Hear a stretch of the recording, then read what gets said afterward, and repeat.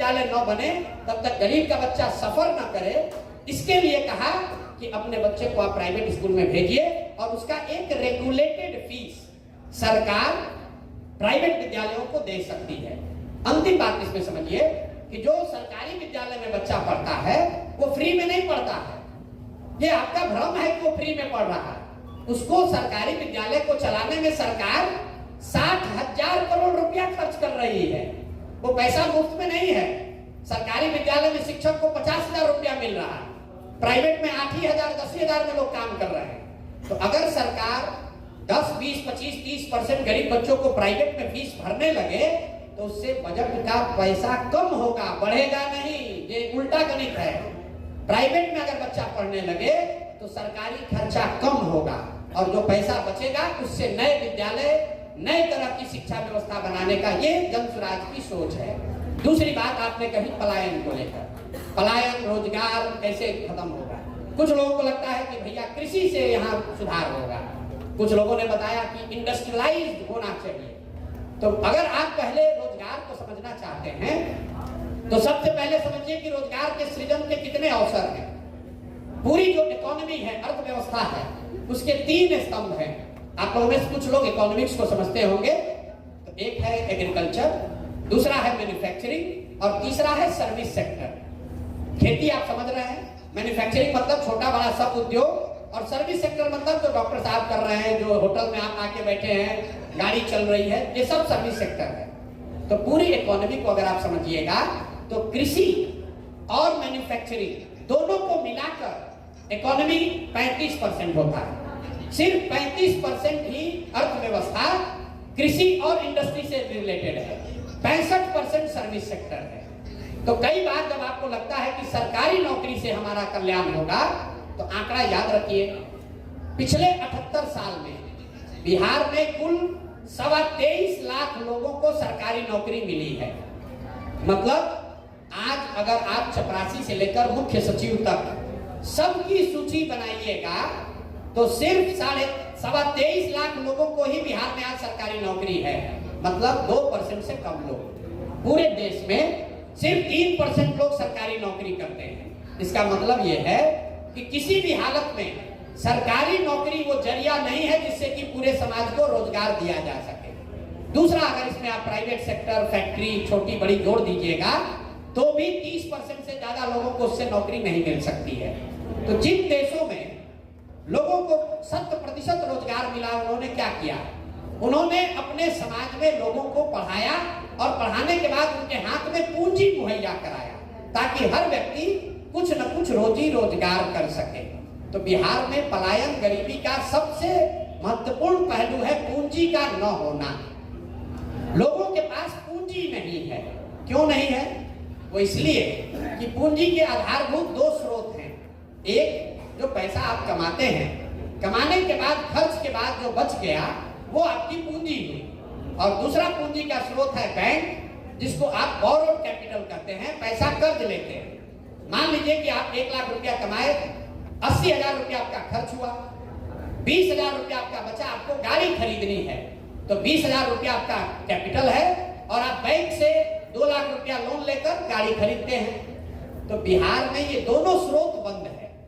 यहाँ पर प्रति व्यक्ति आय, बिहार में प्रति व्यक्ति आय करीब करीब है 34,000 रुपया सालाना। इसका मतलब है कि यहाँ पर 100 में 80% लोग दिन में 100 रुपया भी नहीं कमाते हैं। इसको ध्यान रखिए, बिहार में रहने वाला 100 में 80 आदमी दिन में 100 रुपया भी नहीं कमाता। कोई ज्ञानी आदमी खड़ा होकर कहेगा कि 300 रुपया तो मजदूरी है, 100 रुपया कैसे नहीं कमाएगा? इसलिए नहीं कमाएगा कि एक आदमी घर में मजदूरी करता है, पत्नी बाल बच्चा मिलाकर 5 आदमी है तो प्रति व्यक्ति 60 रुपया हुआ, और उसको भी अगर 15 दिन रोजगार मजदूरी मिली तो प्रति व्यक्ति 30 रुपया हुआ। कहने का मतलब यह है कि सरकारी आंकड़ा बता रहा है कि 100 में 80 लोग हर दिन 100 रुपया भी नहीं कमाते हैं। तो जो साइंस बताता है कि जब आपकी आमदनी इतनी कम हो तो 90% से ज्यादा पैसा आप सिर्फ सर्वाइवल के लिए खर्च करते हैं, मतलब पेट भरने के लिए और दवा दारू के लिए और बेसिक कपड़ा खरीदने के लिए। पूंजी का तो सवाल ही नहीं है। दूसरा पूंजी यहाँ इसलिए नहीं है कि यहाँ पर बैंक आपको कर्ज नहीं देते। ये आरबीआई एक आंकड़ा जारी करता है जो ये दिखाता है कि कितनी पूंजी की उपलब्धता है। इसको कहते हैं सीडी रेशियो। आप लोग प्रबुद्ध है तो उसको ध्यान से सीखिए, समझिए। बिहार में कोई इसकी चर्चा करेगा नहीं। आरबीआई एक आंकड़ा जारी करता है जिसको कहते हैं सीडी रेशियो, जो ये बताता है कि समाज में पूंजी कितना उपलब्ध है। देश में कानून है एक तरह से कि बैंकों को जितना पैसा मिलता है, जितना पैसा हम और आप बैंक में जमा करते हैं, बैंकों की ये वैधानिक जिम्मेवारी है कि कम से कम 70% पैसा वापस वो समाज को पूंजी के तौर पर, कैपिटल के तौर पर दें। और ये आंकड़ा हर 15 दिन पर जारी होता है आरबीआई से। देश में आज सीडी रेशियो है 74%, 74%। मतलब पूरे देश के लोगों ने बैंकों में अगर 100 रुपया जमा किया तो 74 रुपया बैंकों ने वापस ऋण के तौर पर दिया, आपको घर बनाने के लिए, गाड़ी खरीदने के लिए, पढ़ाई के लिए, खेती के लिए, बिजनेस के लिए। बिहार में ये रेशियो कितना है? बिहार में 1990 से लेकर पिछले वर्ष तक सीडी रेशियो है 40%। मतलब यहाँ के लोग अगर 100 रुपया बैंक में जमा करते हैं तो 40 रुपया ही बैंक वापस देता है। इसका नतीजा क्या हुआ? पिछले वित्तीय वर्ष में बिहार की गरीब जनता ने, आपने, हमने कुल 4,21,000 करोड़ रुपया बैंकों में जमा किया है। बैंकों में हमने आपने मिलकर जमा किया 4,21,000 करोड़ रुपया। 70% सीडी रेशियो के हिसाब से करीब करीब 2,90,000 करोड़ रुपया बिहार के लोगों को मिलना चाहिए था रोजी रोजगार के लिए, बिजनेस के लिए, घर के लिए, गाड़ी के लिए। मिला कितना? 1,61,000 करोड़। ये मेरा आंकड़ा नहीं है, आरबीआई का आंकड़ा है। जाइएगा, अभी यूट्यूब पर दिखेगा। बाकी पैसा कहां गया? बाकी पैसा बैंकों ने बिहार से ट्रांसफर कर दिया गुजरात में, कर्नाटक में, आंध्र प्रदेश में, तेलंगाना में, केरल में, तमिलनाडु में। उन राज्यों में सीडी रेशियो कितना है? 94, 95, 100, 105। मतलब अगर गुजरात में या आंध्र प्रदेश में लोगों ने 100 रुपया जमा किया तो 95 रुपया उनको ऋण के तौर पर वापस मिला। तो जन सुराज की सोच ये है कि पूंजी की उपलब्धता के लिए सीडी रेशियो को अगर सुधार दिया जाए तो हर साल बिहार में लोगों के पास करीब करीब 2.5 लाख करोड़ रुपया अलग से, 2.5 लाख करोड़ रुपया अलग से लोगों के पास उपलब्ध होगा, जिससे लोग घर बनाएंगे, बिजनेस करेंगे, खेती करेंगे और उससे स्वरोजगार पैदा होगा। एक लाइन में हम लोग कहते हैं कि पूंजी के पलायन को रोककर बुद्धि के पलायन को रोका जा सकता है। और जिस दिन पूंजी और बुद्धि का पलायन रोका गया उस दिन श्रम का पलायन अपने आप रुक जाएगा। बिना पूंजी के कुछ नहीं हो सकता है। और ऐसा नहीं है कि आप कहिएगा कि आप ही को ज्ञान है, दूसरे को कैसे नहीं पता है। देश के स्तर पर सीडी रेशियो को देखने के लिए प्रधानमंत्री के चेयरमैनशिप में कमेटी होती है जो कि इस बात का नियंत्रण रखता है कि बैंक 70% पैसा वापस दे रहा है कि नहीं दे रहा है। राज्य के स्तर पर कमेटी का चेयरमैन मुख्यमंत्री स्वयं होता है। लेकिन जैसे यहाँ दरोगा मुख्यमंत्री की बात नहीं सुन रहा है, जैसे यहाँ का सीओ, बीडीओ, डॉक्टर, शिक्षक नहीं बात सुन रहा है, वैसे बैंकर भी नहीं सुन रहा है। और दूसरी बात है अज्ञानता। कोई भी नेता यहाँ फाइनेंस मिनिस्टर से जाकर पूछिएगा, भैया प्रशांत किशोर कह रहा है कि पिछले 35 वर्ष में यहाँ के बैंकों ने 26 लाख करोड़ रुपया ट्रांसफर किया है दूसरे राज्य में, तो कहेगा ये कौन बात है भाई, कौन नया बात बताने लगे, ये कौन नया घोटाला हो गया। यहाँ के फाइनेंस मिनिस्टर को भी कितनी जानकारी है इसके बारे में कोई नहीं जानता। जो पत्रकार है वो भी नहीं पूछ रहा है कि भाई सीडी रेशियो क्यों खराब है। आप लोग इतने प्रबुद्ध लोग हैं, आपने किसी नेता को बिहार में सीडी रेशियो पर बात करते हुए नहीं देखा था। 2 बरस से हम बोल रहे हैं। इस बार बीपीएससी के प्रीलिम्स में यह सवाल आया था कि सीडी रेशियो का मतलब क्या है। इतनी अज्ञानता है कि जो पैसा हम लोग का है, आप टाटा बिरला आएंगे, पैसा लगाएंगे, फैक्ट्री लगाएंगे, शुगर फैक्ट्री बनेगा, पेपर मिल चलेगा, वो अलग कहानी है। उससे बिहार का रोजगार खत्म नहीं, बेरोजगारी खत्म नहीं होगा। बेरोजगारी खत्म तब होगा जब घर घर लोगों के पास पूंजी की उपलब्धता होगी। हर व्यक्ति कुछ न कुछ छोटा मोटा रोजी रोजगार कर पाएगा। तो पूंजी की उपलब्धता एक बड़ा तरीका है जिससे कि यहाँ का बेरोजगारी को खत्म किया जा सकता है। 2 और बात बेरोजगारी और पलायन के लिए हम लोग कह रहे हैं कि मनरेगा को कृषि से जोड़ा जाएगा। कुछ लोगों ने किसान संबंधित भी सवाल पूछे हैं। तो किसानी को सुधारने के लिए और कृषि आधारित मजदूरों का पलायन रोकने के लिए जनसुराज कह रहा है कि मनरेगा को कृषि से जोड़ दो। मतलब क्या हुआ कि जो भी किसान अपनी जमीन पर नगदी की खेती करना चाहता है, नगदी की फसल का, कैश क्रॉप का खेती करना चाहता है, उसको मनरेगा का मजदूर मुफ्त में दे दिया जाए। इसका क्या फायदा होगा? इसका फायदा ये होगा कि धान गेहूं की खेती करने के बजाय लोग नगदी फसलों की खेती करेंगे, जिससे कि प्रति एकड़ उनकी आय बढ़ सकती है। दूसरा इसका फायदा ये होगा कि बड़े पैमाने पर जो मजदूरों की अनुपलब्धता की वजह से बिहार में खेती छोड़ दिए हैं, वो लोग वापस खेती की ओर जाएंगे। तीसरा सबसे बड़ा फायदा ये है कि जो किसान, जो मजदूर पंजाब और हरियाणा के खेतों में जाकर काम कर रहे हैं, वो बिहार के खेतों में काम कर पाएंगे। और चौथा बड़ा फायदा ये होगा कि मनरेगा का जो पैसा हम लोग दिल्ली में सरेंडर कर रहे हैं, पिछले साल बिहार सरकार ने मनरेगा का सिर्फ 40% पैसा यूटिलाइज किया। 10,000 करोड़ रुपया दिल्ली से मिल सकता था, तो 4,000 करोड़ रुपया आया, क्योंकि उसको खपाने का कोई जगह ही नहीं है। तो पूरा पैसा यहाँ इस्तेमाल होगा, मनरेगा की चोरी रुकेगी और कृषि आधारित मजदूर पंजाब हरियाणा में जाकर खेती में काम करने के बजाय बिहार के खेतों में काम करेंगे और उससे खेती की प्रोडक्टिविटी को सुधारने में मौका मिलेगा। तीसरा और अंतिम बात, रोजगार के लिए जनसुराज इंटरेस्ट सबवेंशन स्कीम की बात कर रहा है। हम लोग कहते हैं कि आपको 4% ब्याज पर लोन मिलेगा।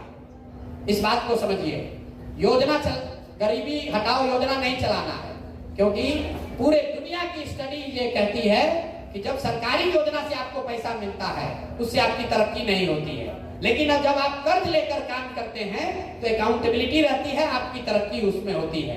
तो इसलिए हम लोग कह रहे हैं कि तीसरा लीवर ये है यहाँ बेरोजगारी खत्म करने का, कि सरकारी गारंटी पर महिलाओं को कम से कम 1 लाख रुपया ऋण के तौर पर दिया जाए बैंक से, जिसका 4% सालाना ब्याज महिलाएं या लोन लेने वाला दे और 6% ब्याज का राशि सरकार भरे। इससे क्या होगा? सिर्फ 6,000, मान लीजिए 1 लाख करोड़ रुपया का लोन लिया गया परिवार में बांटने के लिए, तो सरकार पर खर्चा सिर्फ आएगा 6,000 करोड़ रुपया, जो उस ऋण का ब्याज होगा। तो 6,000 करोड़ रुपया अगर बजट में खर्च किया जाए तो 1 लाख करोड़ रुपया से का इस्तेमाल लोगों के हाथ में आ जाएगा। तो ये 3 बातें हम लोग कह रहे हैं। सीडी रेशियो सुधार कर कम से कम 2 से 2.5 लाख करोड़ रुपया एक्स्ट्रा इन्वेस्ट कराया जाए। दूसरा, मनरेगा को खेती से जोड़ा जाए। और तीसरा, हर वो परिवार जो छोटा मोटा रोजी रोजगार करना चाहता है, उसको 4% सालाना ब्याज पर कर्ज मुहैया कराया जाए, ताकि हर युवा, हर लड़का, हर महिला कुछ न कुछ रोजी रोजगार कर सके। तो शिक्षा और रोजगार को लेकर ये जनसुराज की सोच है। और दुनिया में जितने भी लोगों को मैं जानता हूं जो डेवलपमेंटल इकोनॉमिस्ट हैं, जो इन विषयों को समझते हैं, उनमें से कई लोग जो बिहार के हैं, आप जानते हैं रघुराम राजन बहुत बड़े इकोनॉमिस्ट हैं।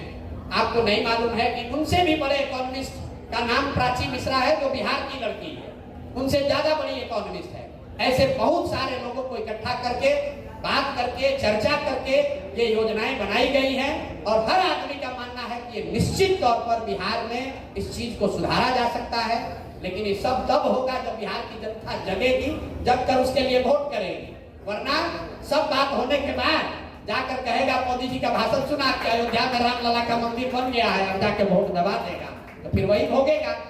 हम लोग का अपना काम। और अंतिम बात समझिए, प्रयास आप करें या हम करें, प्रयास आज हो या 10 वर्ष के बाद हो, करना तो किसी न किसी बिहार के व्यक्ति को ही पड़ेगा।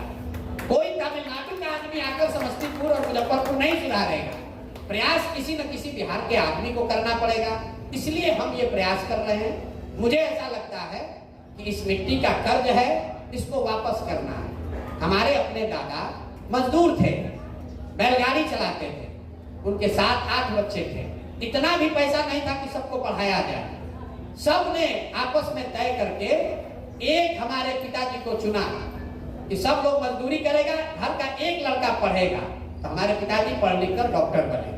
हमारे माँ बाप ने हमको पढ़ाया है, सरस्वती की कृपा है, तब यहाँ पर पहुंचे हैं। शिक्षा ही वो जरिया है जिससे बिहार के बच्चों का भविष्य बदला जा सकता है। फैक्ट्री लगाने से नहीं होगा। जब तक हम लोग अपने बच्चों को पढ़ाएंगे नहीं, तब तक बिहार का समुचित विकास नहीं हो सकता है। और लालू नीतीश का सबसे बड़ा गुनाह ये है कि इन्होंने पूरे बिहार से शिक्षा के प्रति चेतना को खत्म कर दिया है। लोग शिक्षित ही नहीं होना चाहते। आदमी सोचता है कि पढ़ लिख कर भी क्या होगा, नौकरी नहीं मिलेगा। जब तक हम लोग शिक्षा के लिए नहीं जागृत होंगे, तब तक सुधार नहीं होगा। और आपसे एक अंतिम, मैं बार बार कह रहा हूं अंतिम बात है, ये अंतिम बात है। आप लोग कुछ पढ़े लिखे लोग हैं, आप समझ रहे हैं कि भैया ये तो बिहार का गरीब का हाल ये है, हम तो ठीक हैं। तो मैं आपको बता रहा हूं कि जो पैसे वाले लोग हैं उनका ज्यादा दुर्दशा है, आपकी दुर्दशा ज्यादा है। गरीब का बच्चा जब जाता है बाहर मजदूरी करने, लिख के ले लीजिए 20-25 वर्ष में जब उसका शरीर थक जाएगा वो वापस बिहार लौटेगा। लेकिन आपका बच्चा पढ़ लिख कर बंगलोर, दिल्ली, बॉम्बे में जब नौकरी करने लगेगा, किसी भी हालत में वो वापस बिहार लौटने वाला नहीं है। अब जब रात दिन एक करके आप पैसा बना रहे हैं, होटल घर बना रहे हैं, बिजनेस, वो आपके बच्चों के हाथ नहीं लगेगा। कम से कम हम अपने अनुभव के आधार पर कह सकते हैं, हमारे बाबूजी ने बहुत बड़ा बड़ा बिल्डिंग और अस्पताल सब बनाया था। आज वहां दिया बत्ती जलाने वाला भी कोई नहीं है, और हम नालायक की श्रेणी में नहीं है, फिर भी उन घरों में कोई दिया बत्ती जलाने वाला भी नहीं है। और हम आपको अपने बच्चे के बारे में कह सकते हैं कि हम अब उस प्रॉपर्टी को बेच नहीं रहे हैं कि बाबूजी से थोड़ा लगाव है। हमारा लड़का 1 मिनट नहीं सोचेगा, न्यूयॉर्क में, दिल्ली में बैठे बैठे बक्सर कोनार का प्रॉपर्टी बेच देगा। उसको क्या मालूम है कि प्रॉपर्टी कहां से आया है, 10-20 करोड़ रुपया मिल रहा है, तुरंत लेगा, बेच देगा। तो जो लोग प्रबुद्ध हैं, पैसे वाले हैं, भगवान ने आपको कुछ दिया है तो भगवान के नाम पर कुछ समाज के लिए कीजिए, नहीं तो जब ये जहाज डूबेगा तो उसमें बैठा हुआ हर आदमी डूबेगा। भगवान न करे बुढ़ापे में बीमार पड़ जाइएगा तो आपका बुढ़ापा भी आपके घर में नहीं बीतेगा। आपका लड़का अगर लायक होगा तो बंगलोर में, दिल्ली में, अमेरिका में ले जाएगा, वही फ्लैट में आपका जीवन बीतेगा, ये देख नहीं पाइएगा। इसलिए बिहार को सुधारिए, सुधारने में कंधा लगाइए। इसमें आपका इंटरेस्ट भी उतना ही है जितना गरीब का है, जितना नेताओं का है। इसी के साथ मैं अपनी बात खत्म करूंगा। प्रयास, अंधेरा कितना भी ज्यादा हो, सिर्फ ये कहते रहने से कि अंधेरा बहुत है, अंधेरा बहुत है, उससे प्रकाश नहीं होगा। किसी न किसी को दिया जलाना पड़ेगा। तमिलनाडु को तमिलनाडु के लोगों ने सुधारा है, पंजाब को पंजाब के लोगों ने बनाया है, बिहार को भी बिहार के लोगों को बनाना पड़ेगा, आपको हमको बनाना